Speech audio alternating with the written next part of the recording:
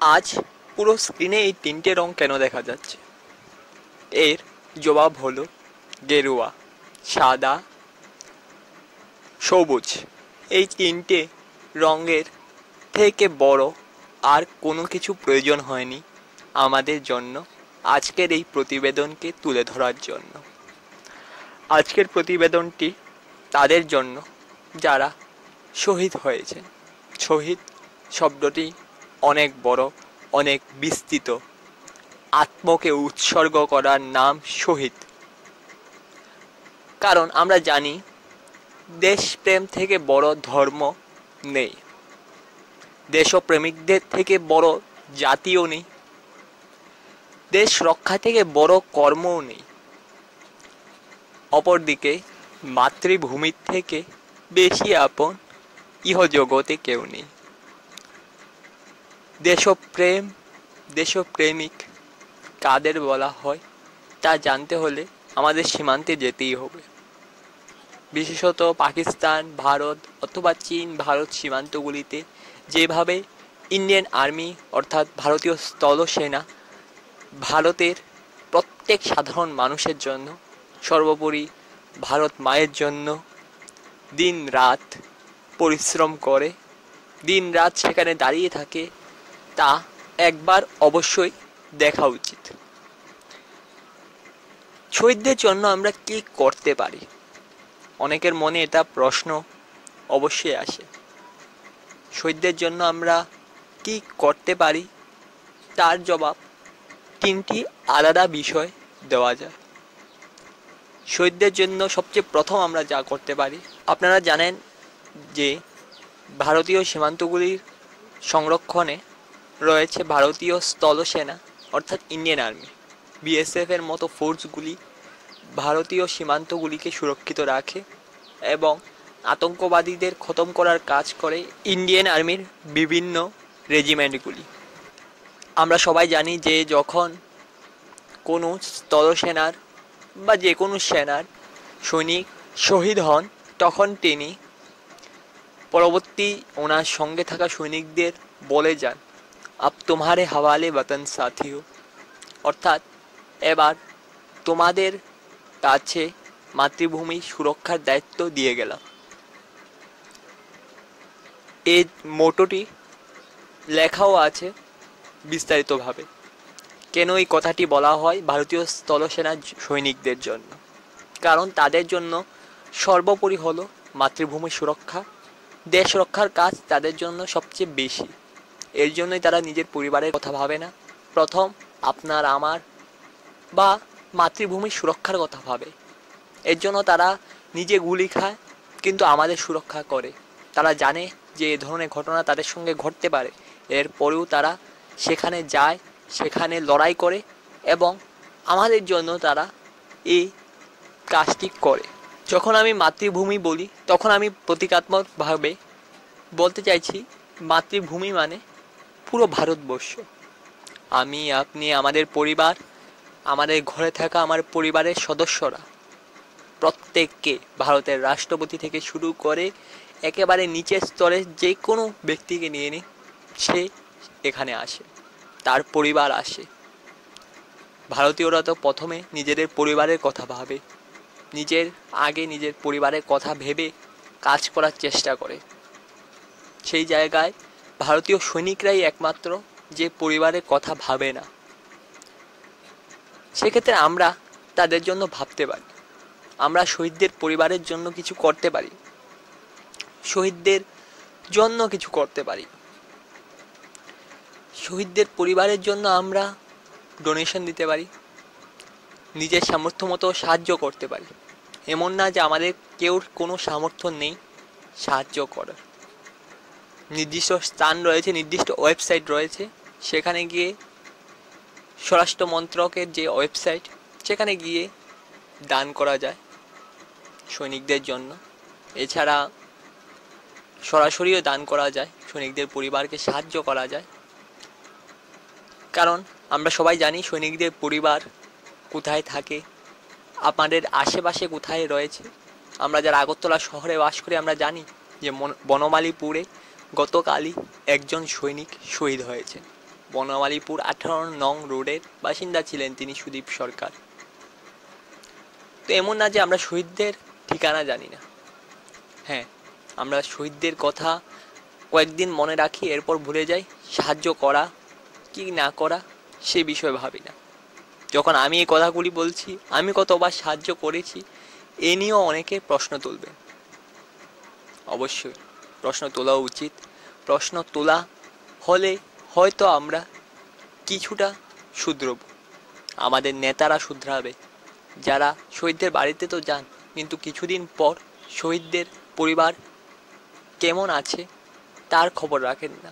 শহীদদের বাড়িতে গেলে মিডিয়া আসে, তাদের ছবি তোলা হয়, তাদের বক্তব্য রেকর্ড করা হয়। অবশ্য এদিন তারা অনেক ভালো ভালো বক্তব্য রাখেন, কিন্তু এরপর তারা শহীদদের পরিবারের কথা কতটুকু স্মরণ করেন, কতটুকু তাদের সাহায্য করেন, তা নিয়ে বহু প্রশ্ন রয়েছে। আমরা ত্রিপুরাতে এমন একজন মুখ্যমন্ত্রীকেও দেখেছিলাম যিনি সাহায্যই করেননি, বহুদিন পর্যন্ত শহীদদের পরিবারের সঙ্গে দেখাও করেননি। মিডিয়া সেই সময় এই ঘটনাগুলি নিয়ে তোলপাড় করতে হয়েছিল, এরপর তিনি গিয়েছিলেন। অবশ্য কে সেই মুখ্যমন্ত্রী ছিলেন সবাই জানে। তো এ তো হয়ে গেল শহীদদের পরিবারকে সাহায্য করার কথা। এবার আসা যাক দ্বিতীয় কোন কাজটি আমরা শহীদদের পরিবারের জন্য করতে পারি। দ্বিতীয় যে কাজটি আমরা সবচেয়ে বেশি করতে পারি সেটা হলো, আমরা আগেই বলেছিলাম শহীদরা বলে যায় যে আপ তুমারে হাবালে ওয়াতন সাথিও, অর্থাৎ দেশের জন্য আমরা সবচেয়ে বেশি কী করতে পারি তা আমাদের করা উচিত। তবে কিভাবে সেটাও আপনাদের বলে দিচ্ছি। দেখুন, যে জঙ্গিরা আসে তাদের মূল মদতদার হলো পাকিস্তান, পাক। আর পাকের সবচেয়ে বড় মদতগার হলো চীন। পাকের সমস্ত অর্থ, সমস্ত শক্তি ও সমস্ত শস্ত্রের মূলে রয়েছে চীন। চীন তাদের অস্ত্র দিয়ে সাহায্য করে থাকে। আর সেই টাকা চীনকে কে দেয়? চীন সেই টাকা রোজগার করে, চীনা কমিউনিস্টরা সেই টাকা রোজগার করে ভারতের থেকে। ভারতে তাদের দ্রব্যগুলি চালানোর চেষ্টা করে, সেই দ্রব্যগুলি দিয়ে টাকা রোজগার করে, এরপর সেই টাকাগুলি দিয়ে সাহায্য করে পাকিস্তানকে। পাকিস্তান সেই টাকাগুলি দিয়ে সাহায্য করে আইএসআইকে, সাহায্য করে জঙ্গি সংগঠনগুলিকে।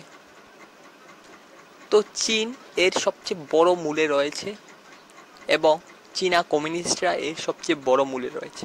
তো চীনা কমিউনিস্টদের কী করা উচিত? দেখুন, চীনা কমিউনিস্টদের সবচেয়ে বড় উপায় হলো যে ভালো কথা বলা উচিত চীনা কমিউনিস্টদের সঙ্গে। একেবারেই না, আপনারা ভালো কথা বলবেন, চীনা কমিউনিস্টরা তা বুঝবে না। একদিন, দুদিন, 3 দিনের পরে ফের একবার এ ধরনের ঘটনা ঘটাবে, ফের একবার সাহায্য করা শুরু করে দেবে। আপনারা যতই তাদের সাহায্য করুন, যতই ভালো ব্যবহার করুন, চীনা কমিউনিস্টরা তা বুঝবে না। কারণ চীনা কমিউনিস্টদের একটি উদ্দেশ্য রয়েছে, তারা বিশ্ব দখল করতে চাইছে। আপনারা জানেন কমিউনিস্ট আদর্শ রাশিয়া থেকে শুরু হলেও ধীরে ধীরে তা পতন পেতে শুরু করে, পুরো বিশ্বে তা পতন পায়। চীনেও এতটুকু জনপ্রিয় না কমিউনিস্ট আদর্শ, কিন্তু ক্ষমতা ও শক্তির বলে তা টিকিয়ে রেখেছে। আপনারা জানেন যে চীনে কত সংখ্যক নরসংহার করেছিল এই চীনা কমিউনিস্টরা, কত মানুষকে মেরে দিয়েছিল, এরপর তারা এই ক্ষমতা দখল করেছিল। কমিউনিস্ট আদর্শই তা। চীনা কমিউনিস্টদের এই আদর্শর ফলে তারা কোনোদিনও অন্তত ভারতীয়দের কোনো রকম সাহায্য করতে পারবে না, অথবা ভারতীয়দের জন্য কিছু করতে পারবে না। কারণ তারা যে চিন্তাধারা নিয়ে চলছে, পুরো বিশ্বকে দখল করা, পুরো বিশ্বে কমিউনিস্টদের বিচারধারা লাগু করা, তা ভারত কখনোই হতে দেবে না। আর ভারতকে তারা নিচে রাখার জন্য ব্যবহার করবে পাকিস্তানকে, আর পাকিস্তানকে ব্যবহার করার জন্য তারা অস্ত্র শস্ত্র অর্থ দিয়ে সাহায্য করবে। সেক্ষেত্রে আমাদের চীনকে বর্জন করার চেষ্টা করতে হবে। ভারত থেকে চীনে যে টাকাগুলি যাচ্ছে তা বন্ধ করে দিতে হবে, চীনা দ্রব্য বর্জন করতে হবে। সেক্ষেত্রে আমরা কি করতে পারি আপনারা জানেন। কিন্তু আপনারা ভাববেন যে আমি একা যদি চীনা দ্রব্য আজ থেকে বর্জন করে দিই তাহলে কি লাভ হবে, আমার একা করলে এর পরিণাম কি আসবে? আপনি একজন স্টার্ট করে দেখুন, শুরু করুন। দেখুন, বাজারে যত ডিমান্ড কমবে, যত চাহিদা কমবে, তত এগুলির আমদানি কমে যাবে। অনেকে বলে যে এই ধরনের কাজ করার ফলে ভারতীয় ব্যবসায়ীদের অনেক লোকসান হবে। দেখুন, ব্যবসায়ীরা ভারতীয় সামগ্রীও ব্যবহার করতে পারে, ভারতীয় সামগ্রীও বাজারে আনতে পারে, কিন্তু তা নির্ভর করে চাহিদার উপর। এটা ইকোনমিক্স বা অর্থশাস্ত্রেরও থিওরি রয়েছে। চাহিদার উপর নির্ভর করে বস্তু বাজারে আনে ব্যবসায়ীরা। তো উদাহরণস্বরূপ বলা যেতে পারে যে লাইট, খুব ছোট ছোট যে লাইটগুলি থাকে, যেগুলি ঘর সাজানোর জন্য ব্যবহার করা হয়ে থাকে দেওয়ালিতে, তা লাগানো হয়। এগুলি চীন থেকে আসে বলা হয়। সেই ক্ষেত্রে আমরা যদি এগুলি প্রত্যেকটাই দোকানেই থাকে, দোকানদাররা প্রতিবার এগুলি আমদানি করে, আমরা যদি এগুলি আমার ঘর থেকে স্টার্ট করি বা আপনার ঘর থেকে স্টার্ট করেন, একটি শহরে এই চাহিদা যদি কমে যায়, ব্যবসায়ীরা প্রদীপ আনা শুরু করে দেবে।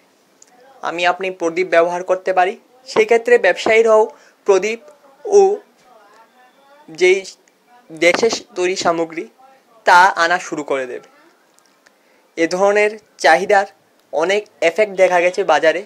আপনারা এখন মোবাইল, বিভিন্ন ধরনের সামগ্রী বাজারে কিনতে গেলে দেখবেন অনেক বড় করে লেখা থাকে মেড ইন ইন্ডিয়া। সাধারণ মোবাইলের প্যাকেটগুলিতে থেকে শুরু করে বিভিন্ন খেলনা সামগ্রীর উপরও মেড ইন ইন্ডিয়া স্টিকারে এসে গেছে। কিছুদিন আগে লাদাখ সীমান্তে ভারতীয় সেনা ও চীনী সেনার মধ্যে সংঘর্ষের পর যে ক্যাম্পেইন শুরু হয় মেড ইন ইন্ডিয়া বলে, তার এই পরিণাম। খাবারের জিনিসেও মেড ইন ইন্ডিয়া লেখা থাকে এখন, এই ক্যাম্পেইনের পরিণাম। এই ক্যাম্পেইন যখন শুরু হয় তখন অনেকেই হাসি ঠাট্টা করেন এ নিয়ে যে এর পরিণাম কী হবে, কিন্তু বর্তমানে দেখা যাচ্ছে বাজারে গেলেই আপনি দেখতে পাবেন এর কতটুকু ইম্প্যাক্ট রয়েছে বাজারে, কতটুকু প্রভাব ফেলেছে এটি সাধারণ সামগ্রীগুলির উপর, বিক্রেতাদের উপর। এ হলো দ্বিতীয় কাজ যা আমরা শহীদদের জন্য করতে পারি, চীনা কমিউনিস্টদের বর্জন করা, চীনা কমিউনিস্টদের শক্তি হ্রাস করা।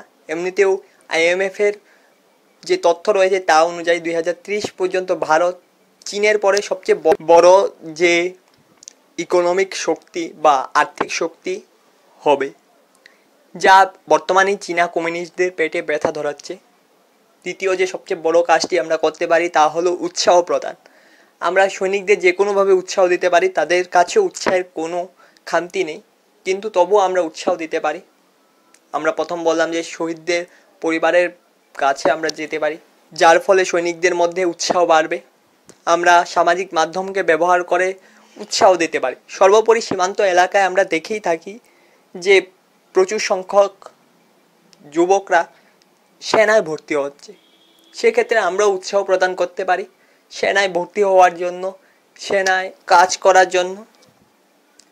সর্বোপরি আমরা উৎসাহ প্রদান করতে পারি যে কোনো বিষয়, সামাজিক মাধ্যম হোক, যে কোনো মাধ্যম হোক, আমরা তা ব্যবহার করে উৎসাহ প্রদান করতে পারি সৈনিকদের। আর উৎসাহ যে কোনো ক্ষেত্রেই খুব প্রয়োজনীয় হয়ে পড়ে। আপনারা জানেন যে শহীদ প্রথম হচ্ছে না বা অন্তিম শহীদও হবে না, কিন্তু আমরা অন্তত চেষ্টা করতে পারি যেন আমরা সেই সৈনিকদের, সেই মাতৃভূমির রক্ষকদের উৎসাহ প্রদান করতে পারি, যারা মাতৃভূমির রক্ষায় নিজেদের জীবনকে উৎসর্গ করেছে। আমরা আপনাদের 3টি প্রধান মাধ্যম বললাম যা রিটায়ার্ড সৈনিকরা এবং ভারতীয় সেনার সঙ্গে যুক্ত ব্যক্তিরা বলে থাকেন। আপনারা আপনাদের মতো করে চেষ্টা করতে পারেন যেন শহীদদের জন্য কিছু করা যায়। দেখতে থাকুন ত্রিপুরা এই সময়।